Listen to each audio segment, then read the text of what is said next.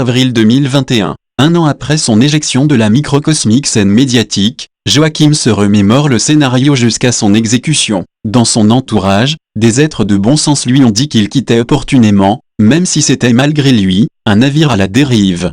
Il aurait pu le vivre comme une humiliation mais, en effet, très vite la honte retombait sur l'auteur de cette forfaiture. 12 mois plus tard, il essaie d'imaginer ce qu'a pu ressentir Harvey Keitel lorsqu'il s'est fait virer du tournage apocalyptique du film éponyme de Francis Ford Coppola. Le comédien n'avait pas à rougir. Apocalypse Now a tellement été jalonné de catastrophes que cette éviction reste presque secondaire. L'acteur fétiche de Scorsese ne fut que l'une des victimes de la mégalomanie pathétique de Coppola. Heureusement que le réalisateur était entouré de personnes douées qui lui ont sauvé la mise. Mais cela n'enlève rien à son propre mérite, ni à son talent. Personnellement, et toute proportion gardée, je dois m'aider boire à un être absolument dépourvu du moindre talent. C'est juste un as mal conseillé par des tocards de sa famille. Joe essaie, une dernière fois, de reconstituer les pièces du puzzle. Il se souvient de ce moment impensable où tous les employés quittaient l'entreprise pour se retirer chez eux. Personne ne savait ce qui allait se passer, combien de temps durerait le confinement lié à la pandémie. Aucune consigne précise n'était donnée, on allait voir, au fur et à mesure, ce que donneraient les événements. Le patron se montrait paternaliste, le plus important, c'était notre santé. Quelques semaines plus tard, on pourrait avoir des doutes sur la santé mentale de ce bouffon transformé en manager rageur ayant complètement perdu le contrôle de la situation et de lui-même. Être capricieux et immature, il ressemblait plus que jamais à ces gamins qui trépignent de colère après avoir malencontreusement cassé leurs jouets. Joachim estimait qu'il était en droit d'avoir un supérieur hiérarchique à la hauteur et davantage respectueux. Nul ne doit dépendre pour sa vie d'un intermédiaire versatile, souverain et tyran, écrit Frédéric Lordon dans Figures du communisme. Joe est dans un état nauséeux. L'année écoulée lui pèse. Il n'a pas encore soldé tous les comptes, même si le morveux abattu en retraite est fini par accepter de débourser la somme minimale demandée au titre des indemnités de licenciement et de la réparation du préjudice. Il aurait souhaité un jugement du Conseil de prud'homme qui déclare noir sur blanc le caractère abusif de la procédure déclenchée à son encontre.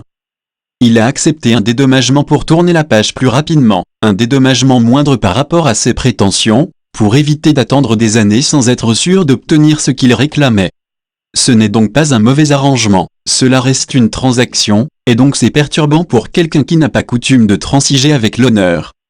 Son avocat a beau lui certifier qu'il n'y a rien de déshonorant à se mettre d'accord financièrement, Joachim regrette que le scélérat n'ait pas formellement été reconnu coupable de licenciement dépourvu de cause réelle et sérieuse. C'est-à-dire coupable d'avoir frauduleusement invoqué une faute inexistante, coupable d'avoir menti pour écarter un membre de l'entreprise sans préavis, coupable de machination pour tenter de ne pas avoir à payer de sa poche son forfait. Coupable de crime social. Joachim sait bien qu'il ne s'agit pas d'une juridiction pénale qui condamne à des peines mais elle avait imaginé qu'il prendrait ainsi la parole lors du procès. Je tiens à préciser qu'aucune indemnisation ne saurait compenser le préjudice subi. Je vous rappelle que j'ai été victime d'un licenciement abusif. Je suis ici devant une instance paritaire mais dans l'entreprise, il n'y a pas de parité. Le dirigeant a un pouvoir exorbitant, discrétionnaire, arbitraire sur les employés. Il peut même s'en séparer comme bon lui semble grâce au plafond d'indemnisation instauré par les ordonnances Macron qui lui permettent de budgéter cette décision unilatérale. Il a aussi le droit d'accuser un salarié d'une faute imaginaire afin de priver celui-ci de son emploi sans préavis. L'abus de pouvoir du patron est consacré par les réformes successives du Code du travail. Même le mot employé, quand on y pense, révèle toute la laideur du capitalisme. C'est un euphémisme du terme exploité, comme employeur dissimule mal le mot exploiteur. Si on s'arrête un instant, le côté utilitaire saute aux yeux, un employé est bel et bien un utilisé, un matériau comme un autre qu'on peut jeter quand il ne sert plus, ne convient plus ou, tout simplement, ne plaît plus. Une des pièces maîtresses de ce gâchis se situe en effet dans le Code du travail que les néolibéraux remanient au fil des ans pour augmenter le pouvoir, déjà excessif, des employeurs exploiteurs, et réduire les protections et les garanties des employés exploités. Cela contribue à un contexte hystérique où les managers rageurs sont en roue libre. C'est exactement ce qu'a vécu Joachim en mars-avril 2020. Le morveux chef de l'entreprise de papa se sentait légitime à couper la tête qui dépassait.